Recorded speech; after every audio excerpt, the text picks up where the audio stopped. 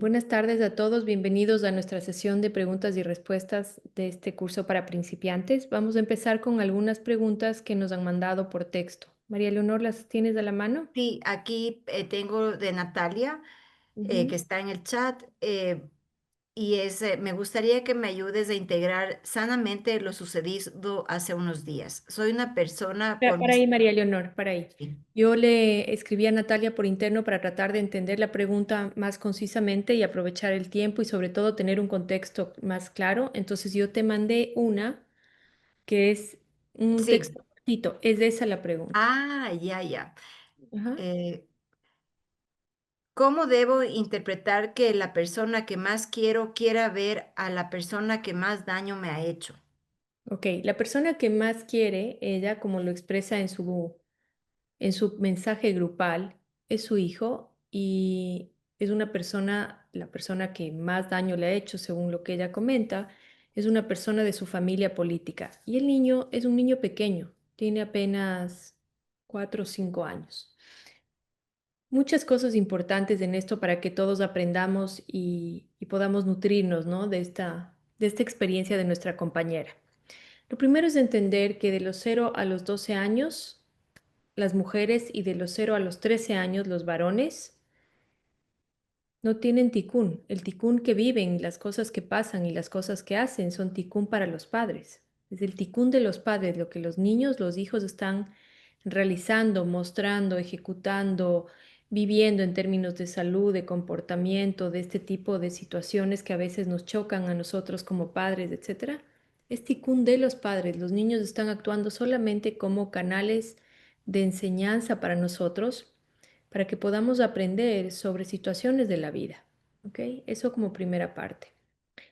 Lo segundo es la preocupación que tiene un padre que quiere este crecimiento personal acerca de cómo educar a los hijos. Quienes quieran educar a sus hijos con una forma práctica, sencilla, léanse 7 principios espirituales para estudiar, perdón, 7 principios cabalistas para educar a nuestros hijos, que es un libro guía pequeño. Está en Quito, en The Owl, en el Paseo San Francisco y en Amazon también, para quienes están fuera del país. En términos muy generales, nuestros hijos no aprenden ni siquiera por el ejemplo que les damos. ¿Ustedes se acuerdan de los ejemplos que les daban sus padres? Algo remotamente, quizás del ejemplo del trabajo, de la responsabilidad, pero ni siquiera es cuando un padre intencionalmente hace una acción concreta para darle un ejemplo a un hijo. El hijo muchas veces ni se acuerda. Lo que hace que nuestros hijos tengan determinados comportamientos cuando están siendo ya más conscientes, porque un niño, como dije, un niño tan pequeño es puro ticún de los padres, es cómo nosotros vivimos. Un adulto no es el resultado de lo que le dijeron sus padres, de los ejemplos que le dieron, etcétera, sino es el resultado de lo que vio en su casa, de cómo vivían ellos. Cuando digo cómo vivían, me refiero desde lo más básico, cómo te alimentas, cómo te cuidas, cómo te expresas, no cuando le estás dando el ejemplo y estás consciente, sino cuando eres inconsciente. Por eso es tan importante en un padre el desarrollo de la conciencia, de la presencia, para sin necesidad de estar todo el tiempo poniendo ejemplos. Tu forma de vivir tiene una inteligencia espiritual. Tu forma de vivir muestra un comportamiento asociado al alma y no a lo que quieres imponer, a lo que quieres enseñar, a lo que quieres ejemplificar, porque eso, muy pocas cosas se recuerdan de eso. De hecho, el ejemplo más gráfico de esto es, desafortunadamente, todos los problemas de desórdenes alimenticios muchas veces ocurren porque los chicos ven a los padres, o sobre todo a la madre, ¿no? Porque las mujeres tenemos esta sobreexigencia de nuestro aspecto físico, ¿no? Sobre todo a las madres, como nosotros comemos 2 brócolis, una manzana y mientras a ellos les damos su comida normal y todo, pero nosotros, frente a ellos, compartiendo la mesa, no tenemos conductas saludables. ¿Sí? Y eso es lo que ellos recuerdan y eso es lo que ellos aprenden. No aprenden de, ay, comer brócoli es bueno y esto. No, no, no. Aprenden de lo que ven que tú haces. Entonces, para ti, que mandaste esta pregunta, cuando tú quieras enseñar sobre lidiar con la sombra, sobre lidiar con las actitudes que otras personas tengan, no se trata solamente de em, lo que tú le digas o lo que tú hagas, sino de dónde está tu corazón en el momento en que lo haces.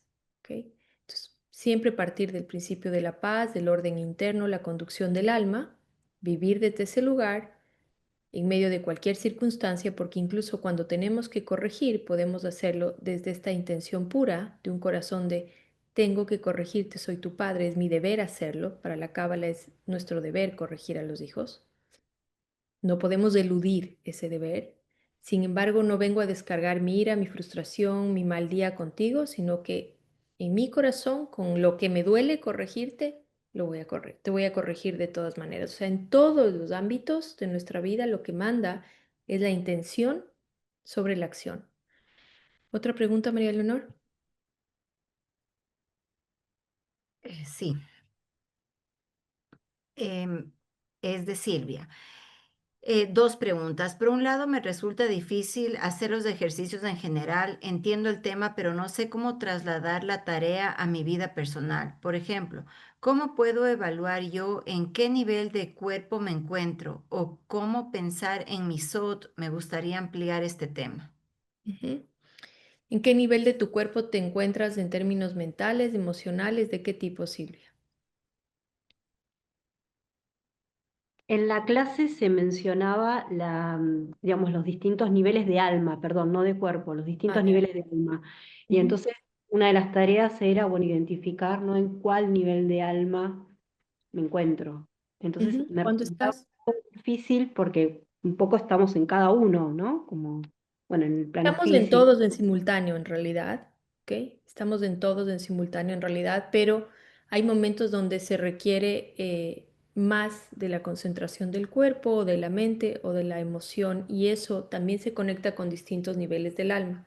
El primer nivel del alma es el nefesh, que está directamente relacionado a las funciones corporales. Es lo que te permite levantarte todos los días, etcétera. Cuando estás en el nivel de comunicación, todo lo que es comunicación, emoción y pensamiento, como lo utilizamos en lo social, en lo cotidiano, es el nivel de Ruach, ¿ok? Y cuando ya tú desarrollas, como en el caso anterior que explicaba, cómo educar a los hijos con una inteligencia espiritual, estás en el nivel de Neshama. Cada vez que tú estás presente, consciente, que dejas de verte como una víctima de las circunstancias o de las situaciones, sino que más bien tratas de elevarte sobre eso y decir, ok, no lo entiendo, me duele, ¿sí? Pero sé, por encima de todo ese dolor, por encima de toda esa sensación de angustia, de tristeza, de cualquier cosa que estés sintiendo, que el universo funciona en base al amor y que esto, por más doloroso que sea, por más difícil que sea en el mediano y en el largo plazo, es para mi bien. Eso es nivel de Neshama. Cuando logras abstraerte de todo el potencial que puede causar una emoción, el mundo de la emoción en desequilibrio, estás en el nivel de conciencia de Neshama. Son como momentos que uno puede generar intencionalmente, ¿no? A través del conocimiento. Cuando uno siente una avalancha de emociones, un torbellino de emociones fuera de control, está con el ruaj desequilibrado. Va a afectar al cuerpo, el cuerpo puede enfermar, ¿ok? Porque el ruach son 6 partes del árbol de la vida. Entonces, si el ruach, que es el segundo nivel de alma, se desequilibra, que es la emoción, es la comunicación, es el pensamiento, el cuerpo, que es el nefesh, el primer nivel, se va a desequilibrar y va a sufrir el impacto. Si por el contrario tú logras equilibrar la emoción a través de inyectar esta conciencia espiritual basada en el desarrollo del conocimiento que tienes de cómo funciona el universo, la emoción se va a calmar. ¿Ok? Para la Cábala, la fe más importante que debe tener un ser humano, o quizás no tanto la fe en el concepto religioso, pero lo más importante es creer en uno mismo, porque el creer en Dios es algo tácito. O sea, si tú abres los ojos y ves la grandeza en la cual vivimos y la perfección y la magnificencia, o sea, solamente basta alzar los ojos al cielo para darse cuenta de que hay algo mucho más grande que nosotros. Y es como espontáneo este sentimiento de asombro, ¿no? De wow, en verdad, aquí hay algo mucho más grande que yo. Pero en cambio, cuando tenemos que vernos a nosotros mismos, no tenemos ese sentimiento de asombro. Y eso es lo que la Cábala te pide, que tengas fe en ti, que creas en ti.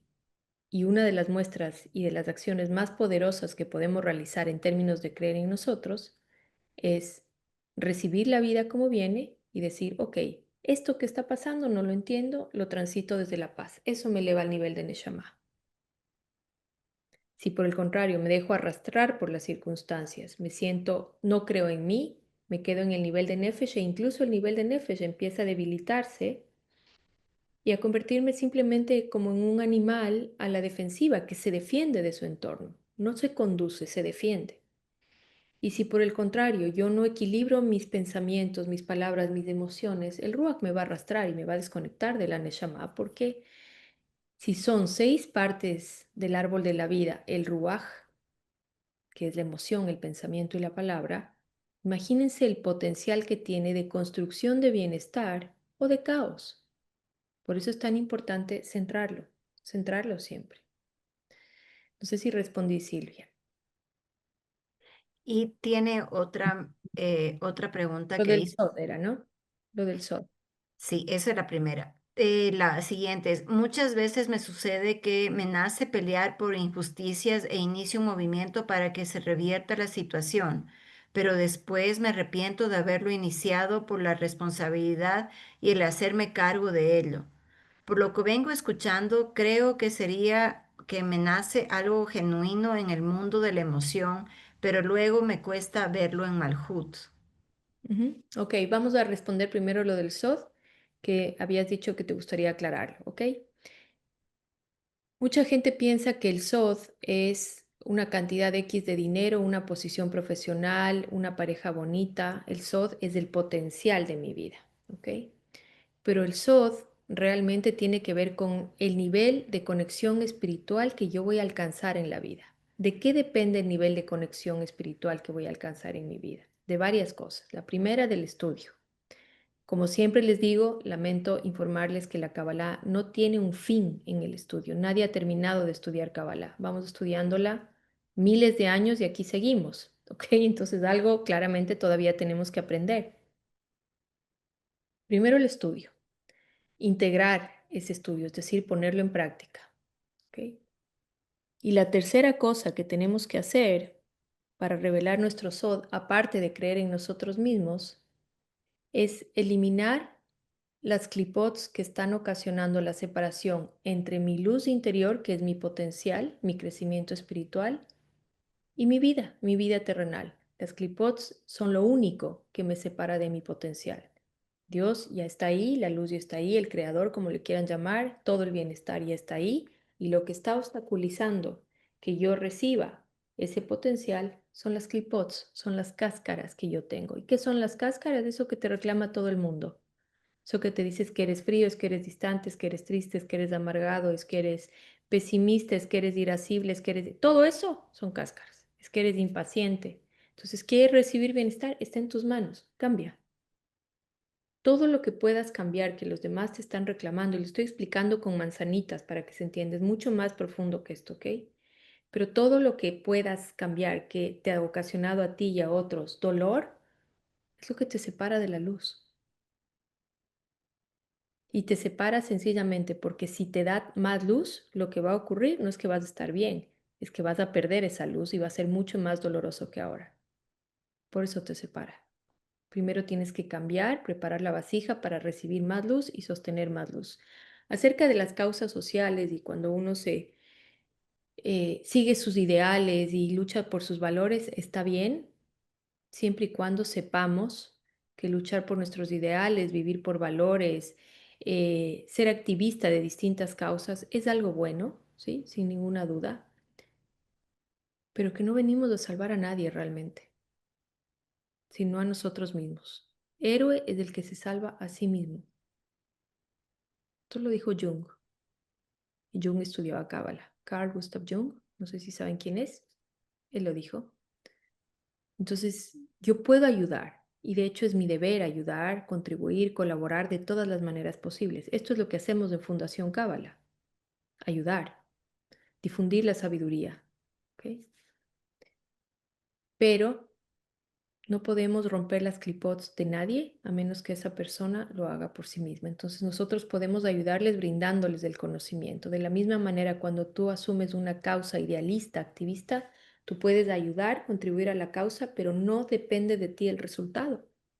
Y si eso implica un peso, una responsabilidad adicional que no tienes la capacidad de contener, lo primero es el autocuidado y el amor propio, y después las causas globales, porque no hay posibilidad de una causa global que pase por encima mío. Eso no es altruismo, de acuerdo a la Cábala. ¿Sí? Para mucha gente el altruismo o para muchos caminos espirituales es la absoluta anulación. Para la Cábala lo que se debería anular es el ego exclusivamente y no el ego positivo, sino el ego que hace que yo me comporte de manera egoísta, reactiva, impulsiva, individualista, pasando por encima de los demás. Pero hay una parte del ego que es necesaria también. ¿Ok? Entonces sí, a los ideales, a los activismos, siempre que no se vaya por encima de mi bienestar, siempre que no tenga que abandonarme en el proceso de ayudar a otros y entendiendo que no vengo a salvar a nadie. ¿Alguna otra pregunta? Sí, aquí en el chat de ahorita del chat está, en la clase 2 mencionas que para pasar de Ruach a Neshama el obstáculo es el orgullo y la tarea es analizar cómo el orgullo me ha ocasionado dolor.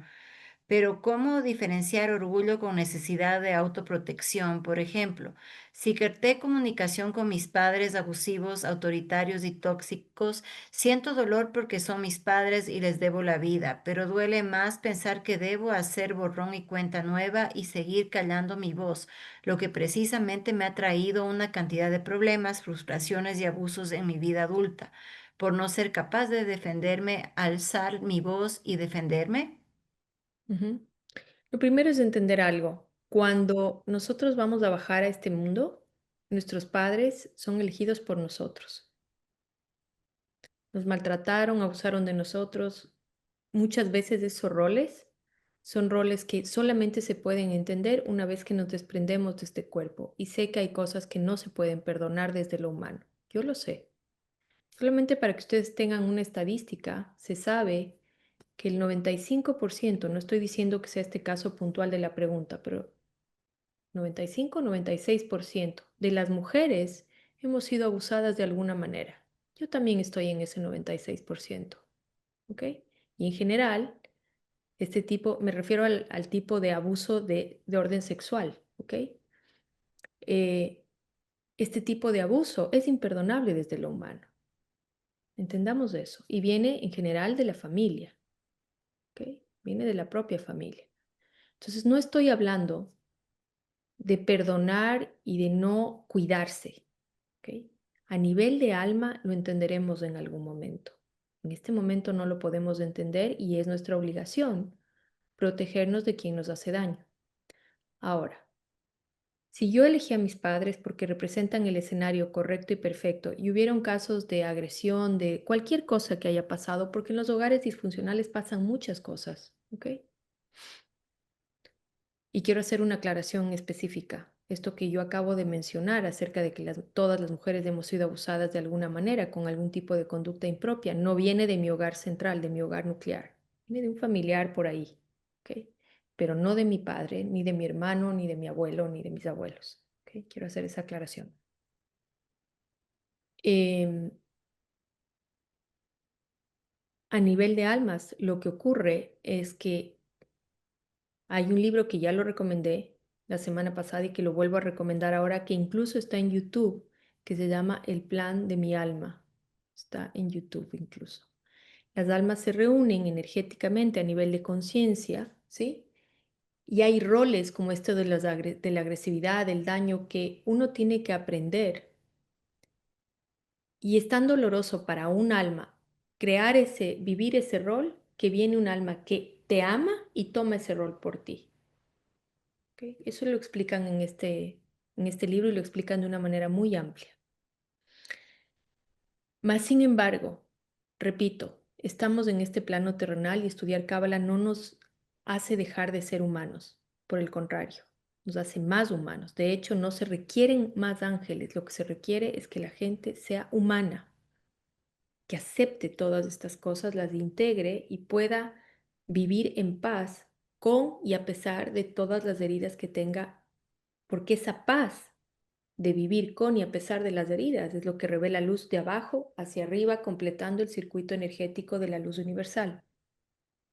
Si todo el mundo se queja aquí abajo y si todo el mundo responsabiliza a los padres, a los hermanos, a los tíos, a los vecinos, a la expareja y a todos por la amargura, la luz del Creador baja, nos da vida a todos y se pierde en la oscuridad del dolor, del miedo, de la angustia. Nuestro trabajo es cambiar los miedos, los dolores, las angustias, los resentimientos para que cuando recibimos esa luz, la recibimos desde la paz y esa paz rebota a los mundos espirituales y se derrama nuevamente sobre nosotros.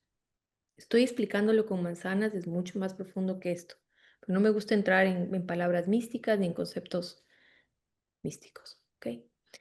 Es nuestra obligación, dice la Cábala, que cuando tenemos padres que son agresivos, destructivos, abusivos, separarnos. ¿Pero qué es separarnos de los padres? Irnos en paz. Y no irnos en paz no tiene nada que ver con el orgullo. Irnos en paz quiere decir, me lastimaste, venido de ti me dolió tremendamente porque obvio que lo que viene de quienes amamos es lo que más duele, obviamente. Mas, sin embargo, me amo, me cuido y me respeto y me alejo de ti por ese amor, cuidado y respeto que tengo. Creo un espacio en la relación, en el vínculo, que es el vínculo, la relación es vernos, llamarnos, compartir, estar. El vínculo, ¿qué es? Es lo afectivo. ¿Ok? En lo afectivo hay paz.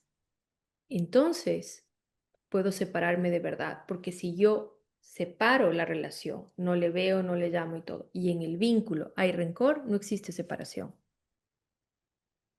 ¿Por qué no existe separación? Porque todo el tiempo estás dándole la vuelta a lo mismo, a lo mismo, a lo mismo, y es el nivel de Ruach, 6 partes del árbol de la vida, y eso contamina, digámoslo así, ese mal sentir respecto a la vida, ese malestar, esa amargura, contamina todo en tu vida. ¿Ok? Entonces, no es orgullo, es autocuidado, siempre y cuando el vínculo esté en paz. Si no, es rebeldía, es molestia, es reactividad, no es algo constructivo para tu vida. No sé si puede explicarme, Joana.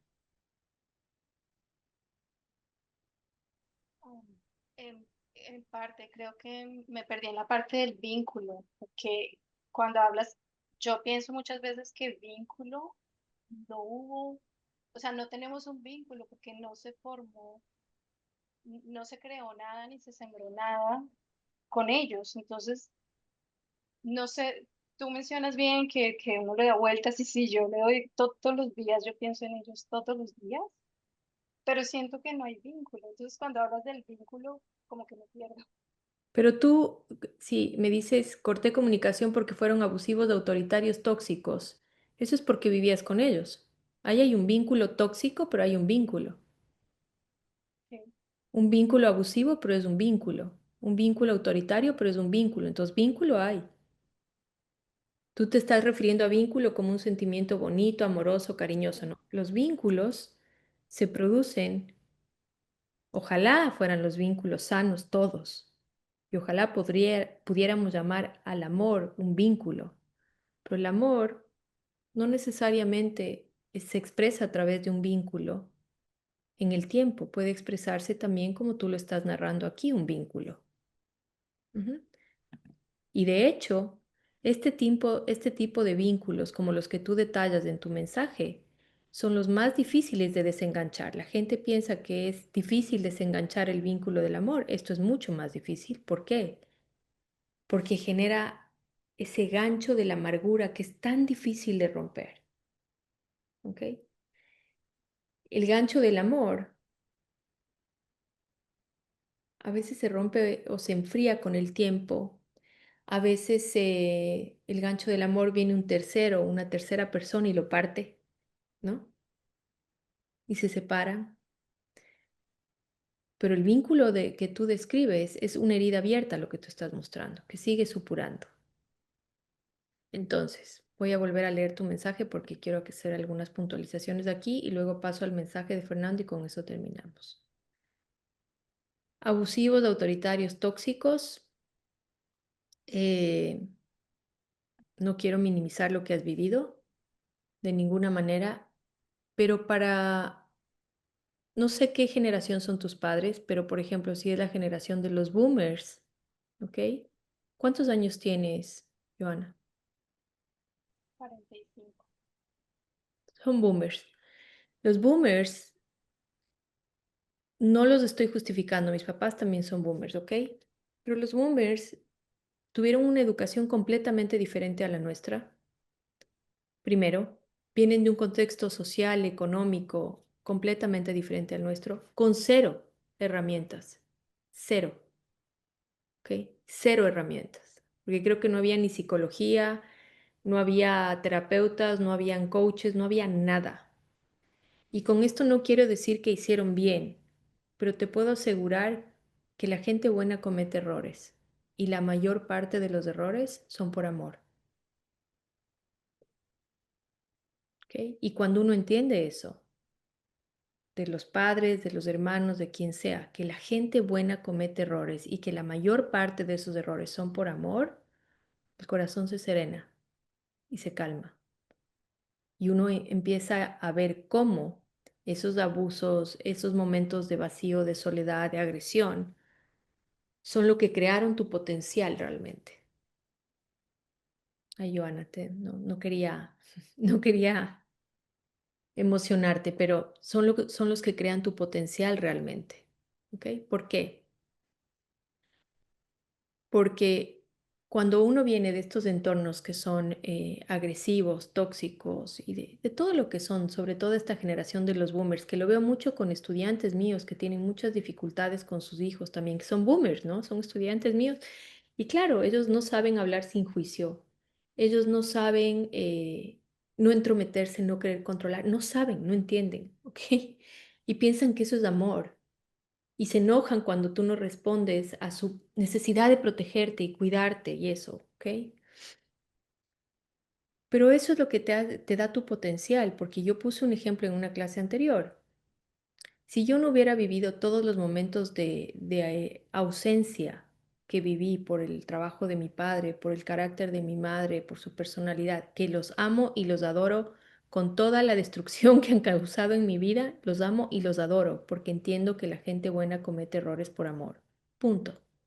Y que los elegí y que tienen muchas cosas buenas que también están en mí, como la honradez, el trabajo, la bondad, la compasión, eso también viene de mí. Entonces, toda la luz que tú ves dentro de ti también viene de ellos. Entonces, cambia el enfoque. Sí, hay amargura, hay dolor, hay vínculos tóxicos, sí, pero todo lo bueno que ve en ti la gente y todo lo bueno que tú ves en ti también viene de ellos, porque es la misma fuente. ¿Sí? No tienes unos padres que te dieron lo bueno y otros padres que te dieron lo agresivo, lo tóxico. No, son los mismos. ¿Ok? Eso.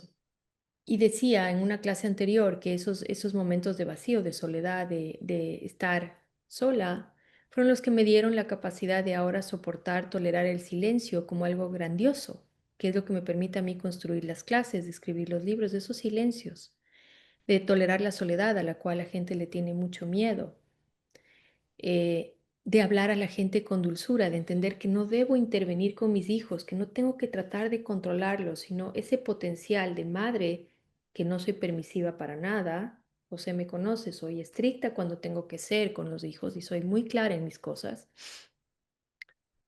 Pero ese potencial de presencia, de cariño, de respeto, de no intervención en la vida de tus hijos, viene precisamente porque intervinieron tanto que me lastimaron.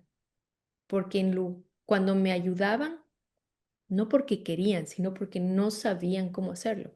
Me juzgaban también. Y cuando uno ayuda, no debe juzgar. Si uno va a ayudar, es sin juicio.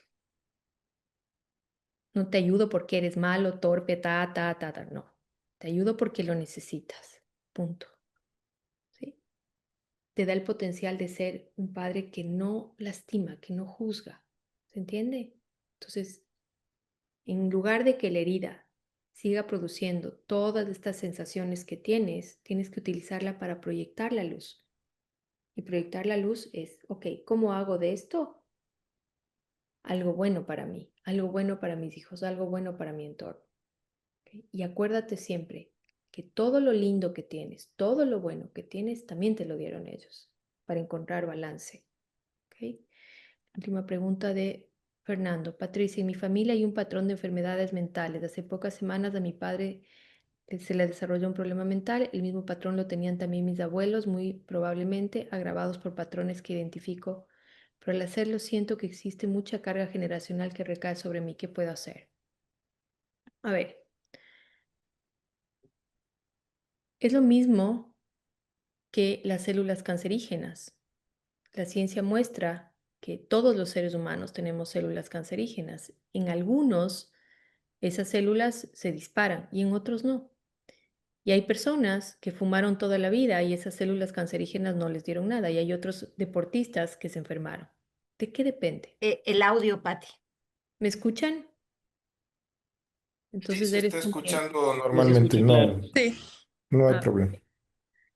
todos están, háganle así a María Leonor que no me está escuchando. Ok, entonces, lo que vaya a pasar en términos de salud mental no depende de la influencia al 100%. ¿Ok? Depende de lo que tú hagas de tu vida. Te voy a poner un ejemplo. Cuando tú estudias Kabbalah, vas desarrollando un tipo de comportamiento, una claridad mental, una estructura de vida que te conduce naturalmente, orgánicamente a tener una mejor salud, porque la causa de muchas enfermedades físicas, mentales y de todo tipo son los desequilibrios. Y la Cábala lo que hace es de equilibrarte, volverte al centro, ¿sí? Entonces, desde el centro, tener una mentalidad ecuánime, una emoción ecuánime, da como resultado en tener una mejor salud. Entonces, no entres en la película de, es que el peso transgeneracional, y la. No entres ahí. Recibe tu vida como es, acógela, conoce tus dones, conoce tus talentos, conoce tus debilidades y sé quién mejor puede hacer en cada instante. Y olvídate de eso. Y te voy a decir por qué. Del lado de mi padre, casi todos son depresivos medicados. Del lado de mi madre, muchos depresivos medicados también. Y muchas personas con yo a mí, dentro de mi ignorancia, porque yo no soy ni psicóloga ni psiquiatra, con desórdenes de personalidad incluso. Y yo misma he tenido 2 crisis de depresión con medicación y de ansiedad también. Gracias a Dios, desde que estudio Cábala, no he vuelto a deprimirme ni a tener ansiedad, porque esos dolores sin sanar, esas preocupaciones como la que tú dices, Fernando, de, me va a caer el peso de mis ancestros encima, ese tipo de cosas con la Cábala se desvanecen, porque es eso lo que nos enferma. Es eso lo que nos trae depresión, ansiedad, angustia, crisis de pánico, etc. A mí me daban crisis de pánico, tenía depresión, tenía ansiedad, tenía todo. Ya no tengo nada. Y si ustedes están tomando medicación para cualquiera de esos, sigan tomando. Y si ustedes están haciendo tratamiento con un psicólogo, sigan en su terapia psicológica. ¿Ok? No la dejen nunca hasta que no les den el alta.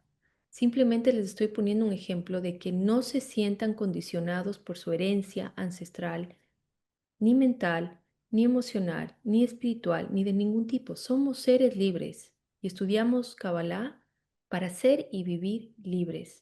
Tenemos que pasar, y yo sí entiendo, porque yo he estudiado mucho de ancestralidad también, y es importante conocer la ancestralidad, pero tenemos que salir de este discurso que se ha creado en la actualidad sobre el peso de la ancestralidad y el peso de nuestros padres, y que tenemos, en serio, yo no quiero ser esclavo de nadie, ni de mis ancestros, ni de mis padres, ni de mis heridas, ni de mis errores, ni de mis éxitos, ni de mis aciertos, ni de mis logros, de nadie, de nada. Yo quiero ser libre de seguir co-creando y contribuyendo a la creación. Nada te define, absolutamente nada. ni tus éxitos, ni tus aciertos, mucho menos tus errores, y mucho menos nuestros ancestros que de una u otra manera lo único que hicieron fue lo mejor que pudieron con lo que tuvieron. Les mando un abrazo cariñoso. La próxima semana no hay esta sesión de preguntas y respuestas porque estoy en Miami y voy a grabar mi podcast con unos invitados increíbles de Miami el lunes y el martes. Así que yo les avisaré cuando salgan publicados los capítulos. No hay mentorado la próxima semana y algo más les iba a decir. Alguien comentó en el grupo que ya se acaban las 11 clases. ¿Ya saben cuál es el siguiente paso? La clase de los lunes. No se desconecten, no se desconecten porque de verdad, tienen frente a ustedes a un testimonio, a dos testimonios vivos, porque María Leonor es otra, sobrevivientes de todo lo que se puedan imaginar, solamente agarrados del hilo de la cábala sin soltarlo. Así que no se suelten. Tenemos el mérito de tener una maestra de Israel que es la semilla de todo este conocimiento. ¿Ok? Gracias a todos.